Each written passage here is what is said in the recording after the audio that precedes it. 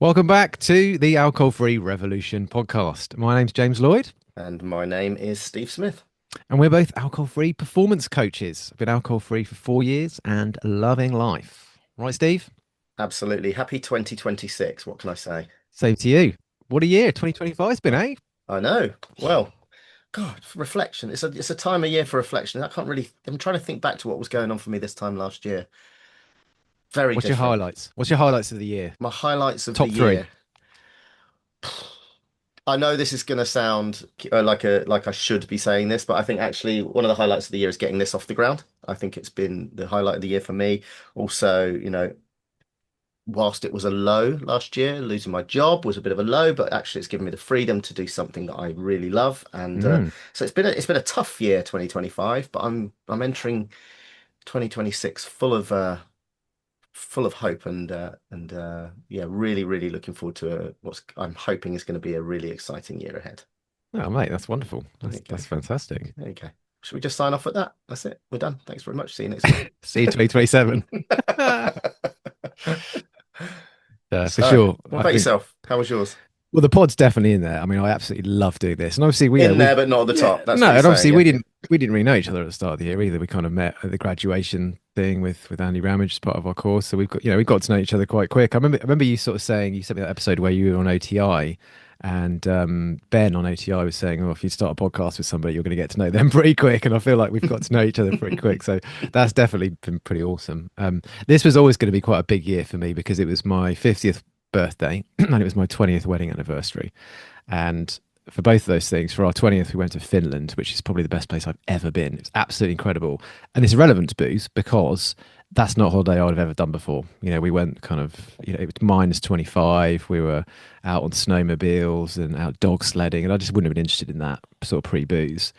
I'm glad you Um, you worried me as you started to say we were out and why? then the word dog came up. I'm glad you finished with sledding. Dog But sledding. I mean, it was just amazing. There was only like about 2 hours of daylight every day, but it was just so complete. It was total wilderness. So that was an incredible experience. And then for my 50th, we went to Austria for the Grand Prix, and I'd never been to a Grand Prix before. Got into F1 a couple of years ago, and we also went with my best mate and his wife. My best mate, who I was best man at his wedding, so that was definitely a highlight as well. Obviously, the much spoken about trip to Oktoberfest for the stag do. So yeah, it was just a crazy year, and obviously coaching has been ramping up as well, and the pod, and it's just probably I would actually go as far as to say last year, not 2025, was probably the most exciting year of my life. I did so much last year. I loved it. Brilliant year. awesome. I was Mm. actually best man in a wedding in Finland, probably about, God, my God, many years ago. But yeah, it's a great city. It's also a Oh, very good city not to drink in because even back then it was probably about 50 quid a pint. It's yeah. crazy the price Mm. in Scandinavia, price of Yeah, alcohol. very, But very, very yeah, expensive. great city, great city. So what we're going to talk about, I wonder By the way, it's a today. country. It's a country, but never What did I say? mind. Did I? Finland. I said no. He's Sorry, at Helsinki.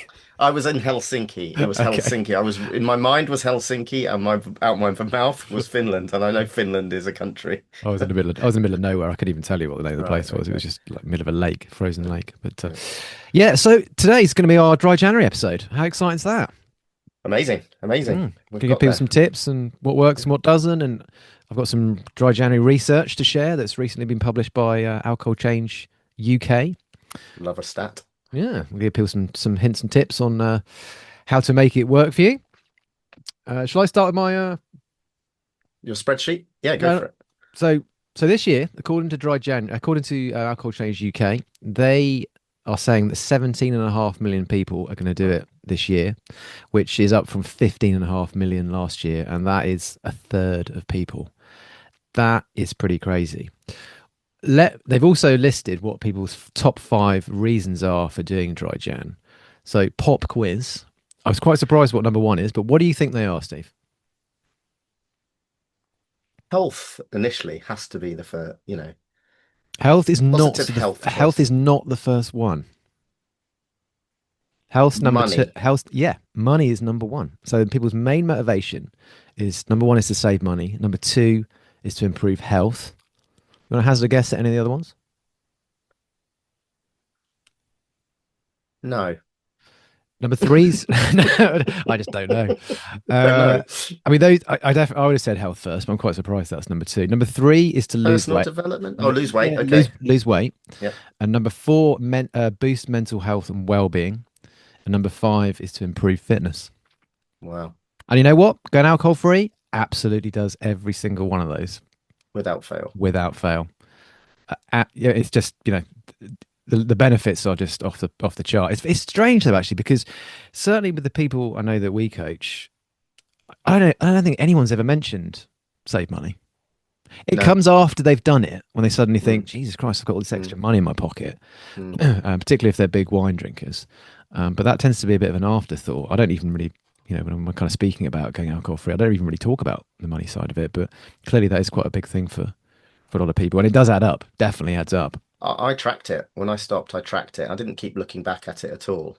Um, but suffice to say, it can be really scary to think about what you spend on alcohol. It could be really scary. And I think that's why a lot of people don't look at it. But when we look at when we add that up, we often don't take into account every other decision that comes with it, like the late night taxis or the Yeah, kebabs yeah. or the shots or the rounds of the Jaegers for your friends and everything. When you start taking that into account, you're talking thousands of pounds a year You in general. In general. you kind of give it a bit of a pass, don't you? Though you don't even really. It's almost like non-discretionary spend. It's like paying the gas bill or something. It's Mm, just, well, if I'm doing that has to happen. It's not something that's really should I, shouldn't I? You just spend it and then worry about it afterwards. yeah, Well, that yeah, was, certainly was my experience. But yeah, I think when you start getting used to not spending that money on booze, you do start to notice the difference. And I always kind of say to people, once you've done a month, depending on how much you were spending to begin with, you should treat yourself. You should totally, you should spend that money on something nice. totally. And I think particularly for the people that I've coached who are big red wine fans who'll quite happily just go and blow 100 quid on a bottle of red wine, that can be quite a significant amount of money. Hmm. Hmm.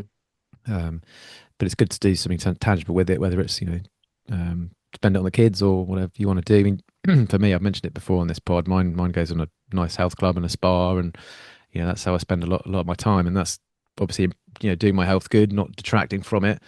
It relaxes me, calms me down.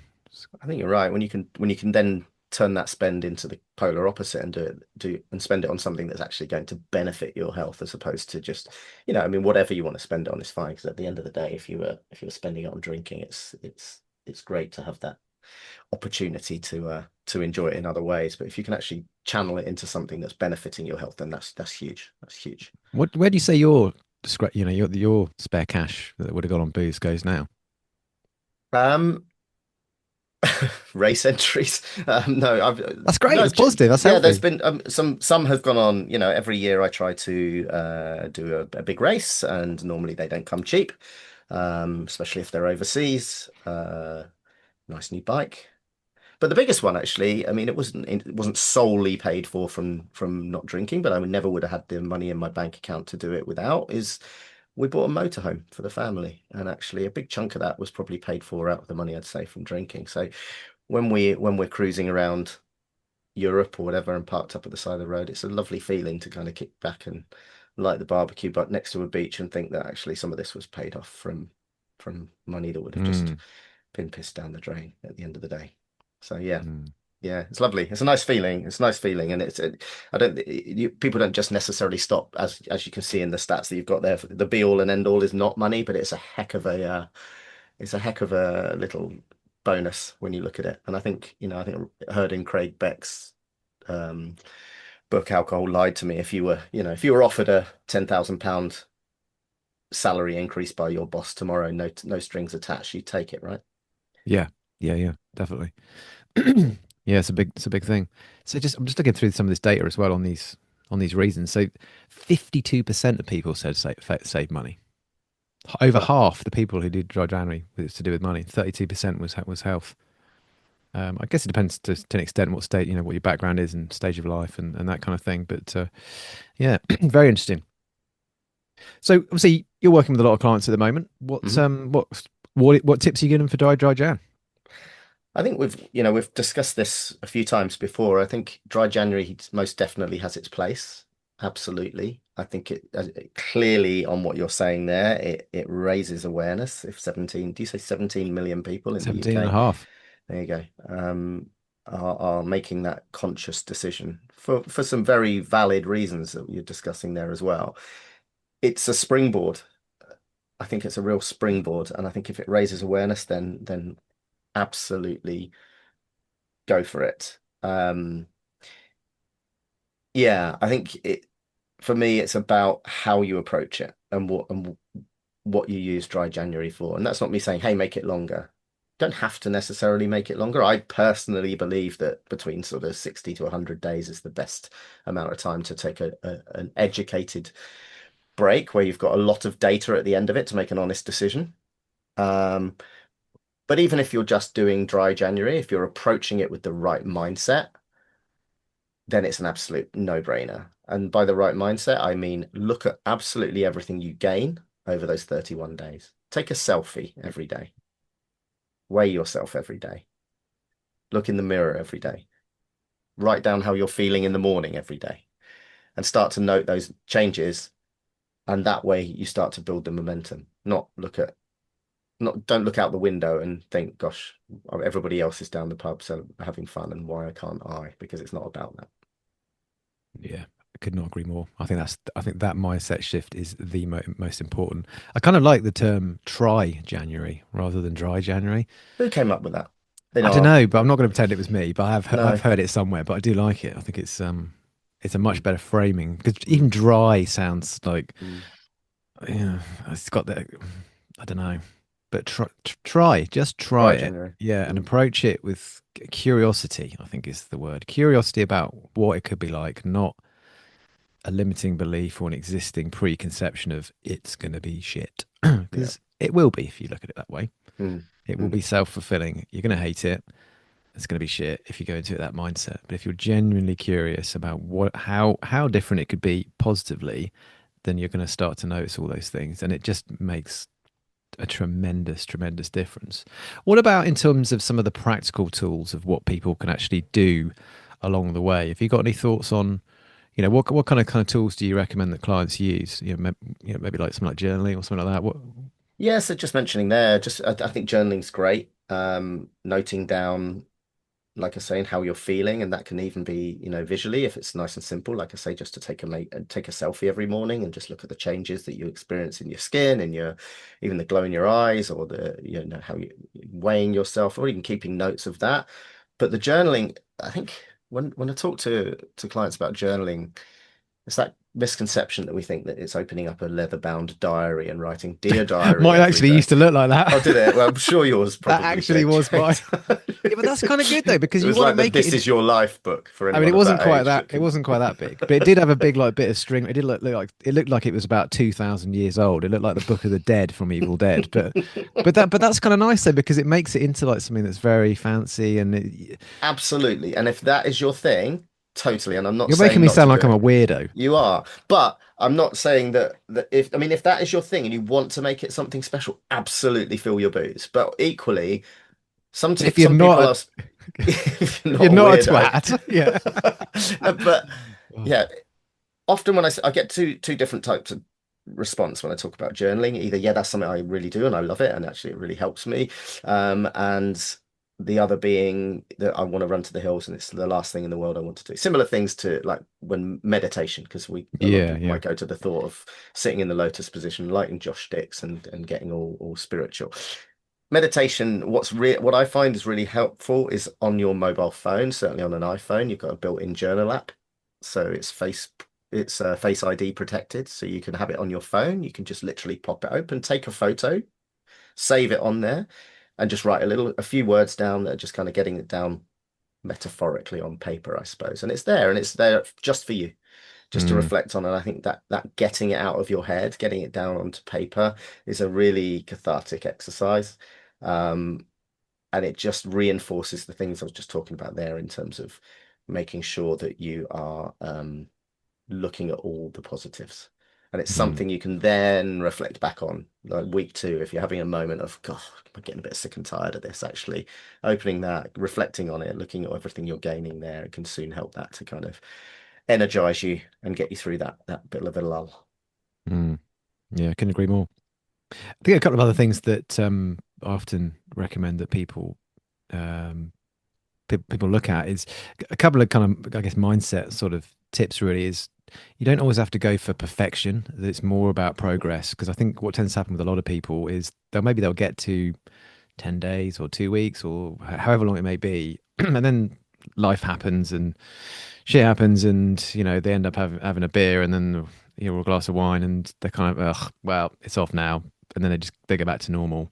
Mm, I think that perfectionist mindset, it can be quite divisive because if you do, let's say you do 2 months or 1 month or however long it may be, if you drink for one day, it's only it's only a small fraction of the whole month. It's only if hmm it's only if you didn't drink for the rest of the day, so you only drank one day, it's still 98% of the time. It's hmm getting back on the horse the next day and carrying on.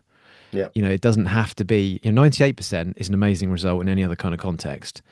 It doesn't mean you should approach it in terms of, well, I'm allowed one cheat day a month or something like that. no, That's a little bit different. But if something happens and it just goes wrong, don't worry about it. Don't yeah, write the whole experience off because you slipped up once. yeah, yeah, Because you get 98% in an exam, amazing.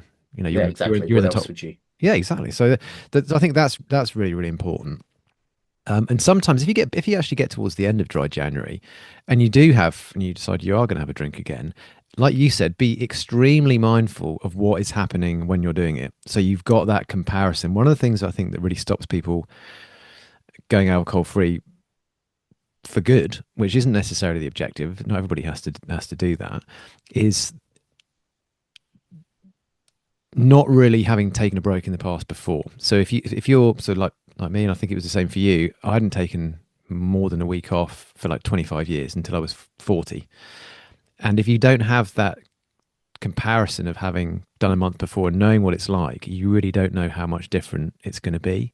So I think getting that month done is, gives you a data point that you haven't got before. And that tends to be the thing that changes the outcome for a lot of people because they have a completely different perspective they didn't have before. Mm, You could say, oh, well, I wouldn't want to go alcohol free because X, Y, Z reason. Well, if you haven't tried it for a prolonged period of time, then you don't know. It's as simple as that. We can say this because we've done the drinking thing and we've done the not drinking thing, and we can make a decision on what we want to do. And this is true for most of the people you've met who have gone alcohol free. They can make that educated decision choice mm, because they've got the data for both sides. But if you've only ever drunk your entire life, you just don't know. no, you're So right. I think that's quite powerful. Mm. What else? What any other things that sort of jump to mind about taking a break, dry January that you think's important? Yeah, well, of course. I mean, we can't go past without the use of alcohol-free options. I mean, we've talked about it so often on the pod, particularly towards the end of the year. We've had some great guests on the pod with Laura and Denise and many more David? talking about Mm, David and talking mm. about and Scott? Scott talking about alcohol-free options, of which they are immense. They're so vast now, and you often refer to it as, keeping the ritual and changing the ingredient. And I think that's so prevalent. It's really, you don't have to be missing out. Having a drink, having a social drink can still absolutely happen. And we're not drinking horrible, warm. I'm going to say it. I'm not going to say it anymore this year Go, because keep it's the saying it. last Go time on, I I'm know going what to you're going to mention say. Caliber. But Dusty. dusty off the back shelf, as we Yep. say. But there's so many options now, and I think even if it's not an alcohol-free alternative, having a kombucha, having Mm, a ginger beer is one that really, a really good ginger beer with loads of ice and a squeeze of lime and in a nice glass. It's just tastes flipping amazing, yeah. and actually you get that grown-up feel, you get that grown-up drink, and it just helps that. Certainly, if you're doing dry January and your go-to at the end of the night, at the end of the day, had been that wind down drink at 5 o'clock. I've had a shit day at work, particularly January. Credit card bills arrived. Oh my God, I feel awful. Then it just takes that sting away. It just helps to just work through that. I had a lot of people talking that I'm coaching at the moment about Mother Root being a Oh, great yeah. alcohol-free alternative. So yeah, some really good ones out there, and I think it's such an we're so lucky now to have such a great selection that can help us. Mm. Well, Yeah. if anyone's, I mean, just going back to last week's episode with Laura, she gave some absolutely fantastic Mm. suggestions. Laura from Club Soda, not you sort of non-beer, other things that you just never would have thought of, and Making your own Baileys, I couldn't get, that was just I mean brilliant. that. To be quite frankly, that made me want to vomit when she was talking about it. I can't stand Oh, Baileys, really? but the rest of the stuff she said sounded fantastic. And also Scott Maitland episode, go back and Yeah. search short Yeah. Scott Yeah. Maitland's amazing ideas there. So there's a ton of stuff. I guess one slight nuance with the alcohol-free alternative side is I'd always urge people that if you've had non-alcoholic beer before or non-alcoholic wine before, don't judge it on the one or two that you've Yeah. had, because I've said this before and I firmly believe this. If there's 100 alcohol-free beers out there, 85 of them are probably rubbish and you're not going to like them. But the other 15 are going to be absolutely fantastic and you're going to love them. And that's my Or personal even, experience. yeah, or even Same with 85 wine. of them are not going to be your taste. It's Yeah, like you yeah, say, it's sorry, I like shouldn't say that. if you go, yeah, I mean, sorry to interrupt, but you go back to drinking. If I think back to drinking beer, alcoholic beer, I Mm, didn't like Grolsch. It didn't mean that I stopped drinking beer, So I found there were other beers that I enjoyed, mm. and our palates change. So just because we don't maybe like Caliber, for argument's sake, Grolsch is one of the rare ones actually that they haven't done a zero yet, right? I've never seen a Grolsch zero. very true. I No, mean, it it does stinks, Grolsch, doesn't it? It smells really, it's got a real funny big smell about it. flip top. Yeah, Yeah, yeah, it looks yeah, the part, but yeah, lets you down in yeah. the flavour department. But Do you ever go through the stage of wearing them on your shoes? Do you remember yeah, of that? Who was it course, that did like that? Bros, Ross. That was it. Bros, yeah, Bros fans. Ross. Yeah, Grosh yeah, bottle tops on their shoes. yeah. You felt like you were getting something like tangible from buying it, didn't you? Something you could keep. Yeah, like a chain of them, like a daisy chain of Grolsch So I'm bottles. picturing you now, 80s, with your When Grosh bottle top. And will I did you have your be VW badge around your neck famous? in your Beastie Boys. Beastie Yep. Boys? Yeah, Yep. I okay. ripped off a Oh, few I can cars when see it now. I was a little bit younger. I was only about 12 when that was kicking Right. off. But And you were nicking them off cars at 12. yeah, I Yeah. was more of a Carly fan, to be honest, at 12. I can say that loud and proud now. So yeah, so we're talking about alcohol-free alternatives. So yeah, there's some tips there. One other slight thing on alcohol-free alternatives. In January, they are always on promotion. Well, they were last year. Last Mm, year, I went into Waitrose and literally everything was on promotion. So yeah. fill your boots. If you want to try and find the one that you like, because it's out there. I guarantee it's out there. There Yeah. will be one out there for you. You've just got to find it. There'll probably be loads out there for you, but you got to kiss a few frogs until you find your prince. But January is the time to do it. Load up on the alcohol-free stuff. What are you loading up on this January?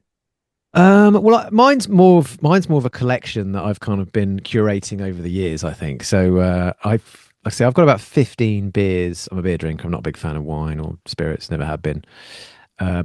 So I've kind of chiseled it away to 15 beers that I really, really like. And for the benefit of the listeners, I will read them out to you very, very I quickly. really hope that when we put this out, I'm going to try and edit like the chart rundown from Top of the Pops. Oh, that'd be great. Yeah. There they go. You could just sing it and read it. Oh, I'm just trying to find it now, but yeah, which 80s DJ voice are you going to choose? Be very careful here.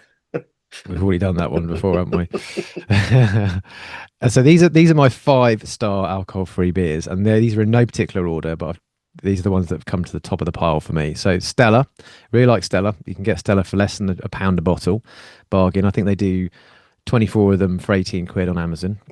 Lucky Saint, the original one, is my favourite beer altogether. Full stop. I Punk also, AF. yep. No, Yeah. hang on. No, Lucky Saint. Oh, Lucky Saint, sorry. Okay. Yeah, I also love the Lucky Saint Lemon that they released in the summer, which is the green one. That's So like a there's an exact reason of what we were just talking about. I can't stand that. really. See, I So don't like there, the yeah. IPA one. Right, well, there you go. I'm not keen on their And I IPA love the one. hazy IPA. Yeah. Yeah, yeah. Yeah. Uh, Okay. so going back to my list. Yeah. Sorry. So Brewdog Hazy AF, Yeah. which is another kind of sort of lemony, citrusy one. Guinness, obviously, standard. There's one I found that's quite obscure that's called Lervig No Worries, which has got a really distinct bottle. You might have to Google that one, but it's really lovely. I think it's like maybe Swedish or Finnish or something like that. Really nice, but it's loaded with sugar. But it tastes very good. I've now got 3 big drop beers. So I've got Poolside, which is like a sort of citrusy summer drink. Pine Trail, which is like the Yeah, good beer. purple one. I think they do that in places like Miller and Carter. Paradiso Citra, which is the yellow one. These are all some of these are quite citrusy. So if you're not a big fan of kind of fruity beers, and cut those out. Proper Job, which I think really Oh, should God. be sponsors of this pod because we both absolutely love that one. Um, Another one that I had, which I think you can only get in America, which is called Las Iguanas, which is quite a Mm. famous Mexican beer, I think. They've got an NA that I tried in Chicago, which was absolutely incredible. Never had that since outside of Chicago. Athletic Brew Mexican Copper Style was another good one, which I gave Mm. 5 star to. And the last one, which has just been added to the shelves on Waitrose, is Mash Gang Chug IPA, which I'll have to give that a well. yeah, which I've added 5 star to. So yeah, so, I mean, there's a bit of there's a lot. I say there's a lot of IPAs there. There's a few lagers. There's Guinness, but those are my favourites, and they're pretty much all year round on rotation in my Mm. fridge. Mm. What I'd about have you? to be. I have to be with you on the big hitters there. Some of those I've not heard about. I've certainly not heard of Lervig, but some of the big hitters there. I love all the BrewDog and the Lucky Saint, with the exception Mm. of the lemon. I tell you what, big shout out. I'm assuming it's across all Young's pubs at the moment, but there's a Young's pub near me. They have a Strella on draft. It's a I've not great tried that yet. on the draft. It's really good. Yeah, I mean, Lucky Saint on draft is always a winner when you can find that. Takes me back to our massive Christmas party. Um, I'll give a shout out to the brewery next door to me that I live right next door to, called the Hog's Back Brewery in Tongham. And yeah, they have one called Little Swine, which is very good. All their beers are named after pigs because there's a part of the Hog's Back. It's a hill near me. It's called the Hog's Back. So Mm. that's a little shout out to them in case they want to sponsor the pod. Um, yeah. Yeah, there's a good one down in the Padstow Brewery as well, which is very, very good down this way. So yeah. The other one that's not on my list that I have been drinking quite a lot of lately is Peroni. Actually, I kind of quite like the Peroni. Yeah. And pretty much all of the BrewDog ones, I think I'd say are a 4 star. But in terms of some of the bigger ones that I really didn't like, that I know a lot of other people do like. I mean, I think there's quite a few. I'm not a big fan of Heineken Zero, to be quite honest. No. Carlsberg, terrible. Leffe, terrible. Didn't like that. Beck's Blue, terrible. Freedom, terrible. But again, that's my Budweiser, terrible. Mm. Corona, terrible. But a lot of people like them. But Yeah, I it's thought the all down Corona to taste. definitely had a taste of Corona. I think it's a really distinctive beer, and obviously you just stick the lime in it. So I do think it matches it pretty well. Yeah, Pretty I well. think it's actually the third biggest selling NA beer in the country after Yeah. Guinness and Heineken. So it is. People do like it, It's just often not. available in your local. So going Mm, back to what Laura was saying about the availability of decent alcohol-free beers in your kind of local shop, because that's somewhere we're kind of it's missing a little bit at the moment. But what about spirits? You're not much of a spirit man. I really love Seedlip, Yeah. Seedlip and tonic. Um, Other than that, I kind of quite like the Sentia, which is the functional drink that Professor David Nutt came up with. That's quite Hmm. kind of quite nice. But that's probably about it, really. Mm. What about yourself? Tanqueray Sevilla Oh Zero. yeah, actually that was Very good. good. We had that on Yeah, yeah. our Christmas our pod Christmas party. Yeah, well, I did. Yeah, I enjoyed that. Actually, Yeah, it was yeah, nice. yeah, yeah. Yeah, I think yeah, I'm not a fan of Seedlip. No, No, not really. But yeah, no, yeah. Normally the gins, but yeah, Tanqueray Sevilla to me with a nice flavored tonic is an absolute winner. So there you go. Top and tips for dry January AF alternatives. yeah. What other magic um tips have you got up your sleeve?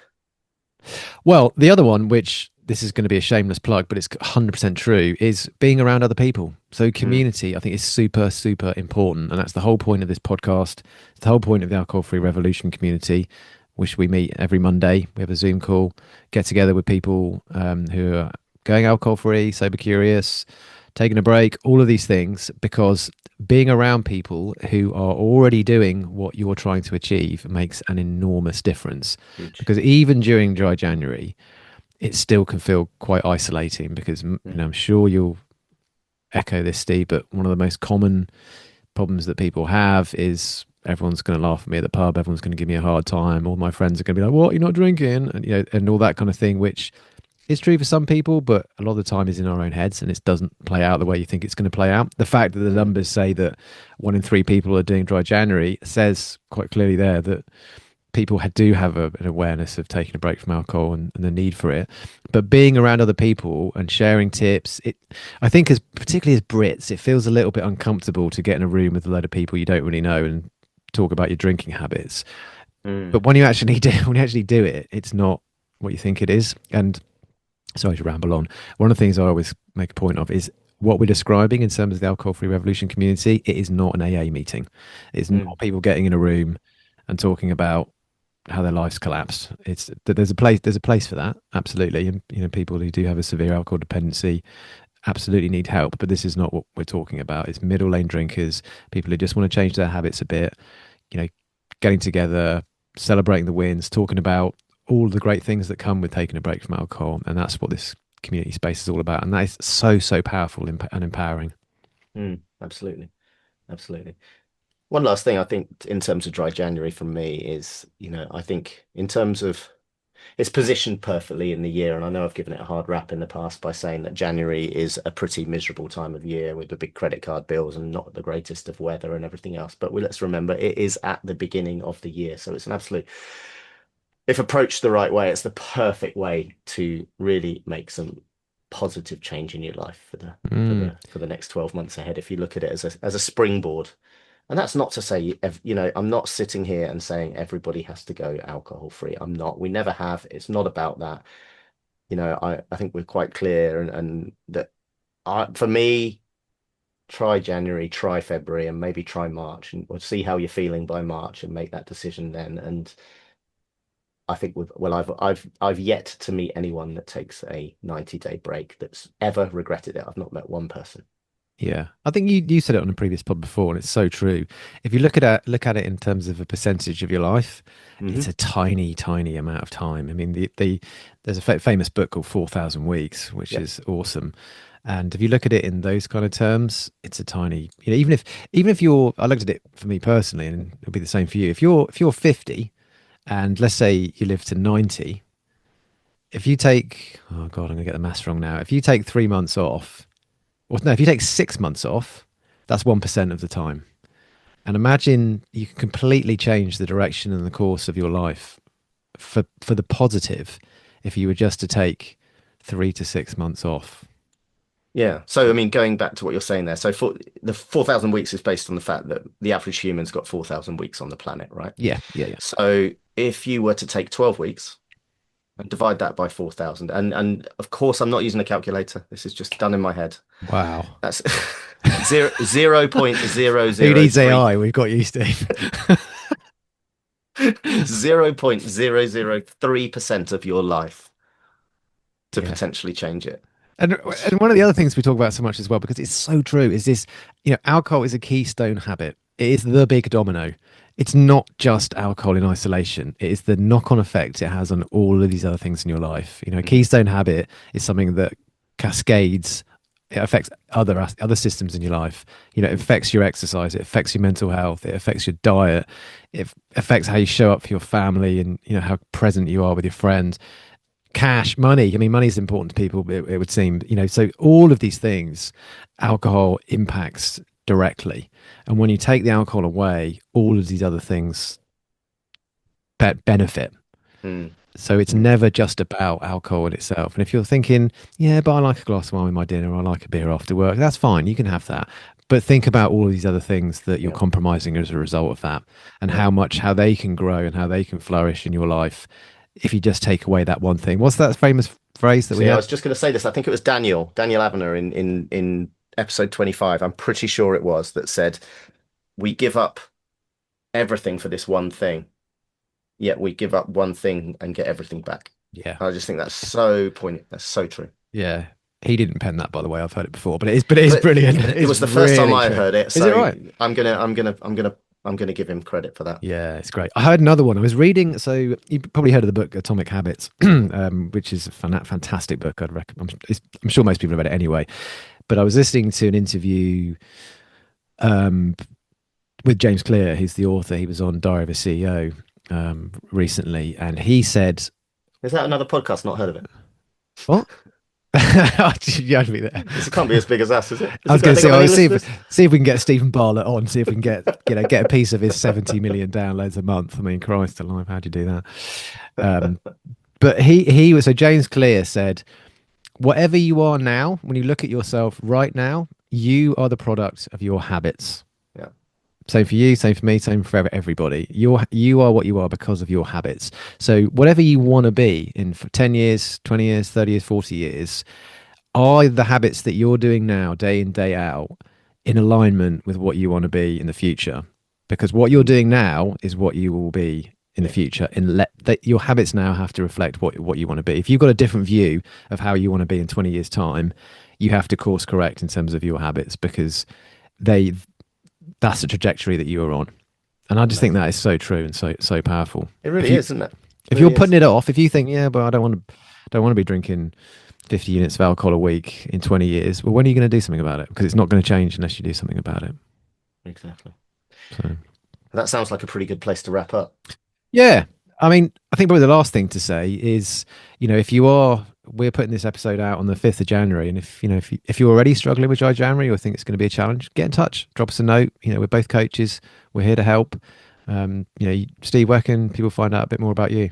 So you can find me on Instagram. You can search sober.illiant. So soberilliant, but SOBER.ILLIANT. Or my website is www.soberilliant.com. And Superb. yourself? Um, I'm going to be on Instagram quite soon. I'm going to start moving over to Instagram in the new year. My handle, they call them handles, right? I'm not very familiar with Instagram. I'm not Do you know down with what the handle kids. reminds me of the Link, truckers Twitter. in, yeah, yeah, Really? Oh, right. yeah. Well, so my handle or my Instagram name, I feel like a right prick now, is alcohol free coach underscore because someone has already got alcohol free coach. And you wouldn't believe this, right? I found who it was, and he's got 2 followers. So I said to him, look, can you let me have the name? Because you're clearly not even using this. And he was like, no. I was like, Mhm. Jesus. Anyway, but so I do most of my posting on LinkedIn currently. So my name's James Lloyd. I've also got a website, which is alcoholfreecoach.com. I was able to get that URL because some selfish bastard didn't take it. It was me. So yeah, but reach out, get in touch. Or We'd you know what? love to hear from you. Genuinely, I mean this. Reach out to the info at the alcoholfreerevolution.co.uk.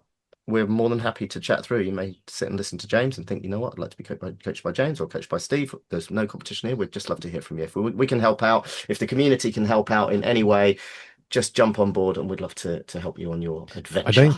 You reminded me there. I don't actually think we told people where they can, if they want to join the Alcohol Free Revolution community, which is a weekly Zoom call on a Yeah. Monday, 12 o'clock, 1 hour. One Uh, o'clock, 1 hour. 1 o'clock. Yeah, 1 o'clock. I'm thinking about suggesting we move it back. Just So drop us a clash. message at Yeah, info. Just drop us the word interested or anything else to info at the alcoholfreerevolution.co.uk and we'll get straight back to you with the details. that'll be in the show notes as well, won't it? Of course it will. Every week. Superb. And I guess as well, just at the start of the new year, I just want to sort of say thanks to everybody who's been Mm. listening. We've been gradually growing every single week. Um, and we were chatting earlier on in the month about what we're going to do next year because I think we're both really enjoying doing this and we definitely want to carry on doing it and grow it a little bit more, make it a bit better. We appreciate it's a bit rough around the edges because we're kind of like winging it a lot of the time. But I think we've had some really tremendous guests on who've added a lot of value and we're definitely committed to doing that and got some cool people lined up to come on next year. But we're committed to making the show better. But please do engage with us. You can send us any feedback at all of things you want to hear about or subjects you'd like us to talk about, or we're just normal people. Drop us a note if you want to have a chat or about anything. We'd love to Yeah. hear from you. Please do engage with us. Like I said, that info at alcohol free. I've forgotten it. Info at the alcohol free revolution. The UK. alcoholfreerevolution.co.uk. Yeah, anything at all. I mean, we can only grow with your help. And if you like what we're doing, drop us a 5-star review. We'd love to. Oh yeah, It I forgot helps about us that. to grow our listenership and spread more far and wide so that, we can be the next diarrhea of the CEO. 70 million downloads. That's where I want to be by the end of the year. 70 Yeah, million downloads a yeah. month. No pressure. He's only like the seventh biggest podcast in the world, by the way. Like Joe Rogan, like the Yeah, I massive know. right wing idiot, is like the biggest. God knows how many he gets. Carefully could be listening. He had Elon Musk on. Did he? Oh Yeah. dear. No. And on that note, Yeah. Great. All right. Well, happy New Year, everybody. Good luck with Happy New Dry Year. January. Get us in touch if you want any help, and we'll speak to you Yeah. again next week. Speak to you then. Yeah. Cheers. Have a good Bye. week. Bye.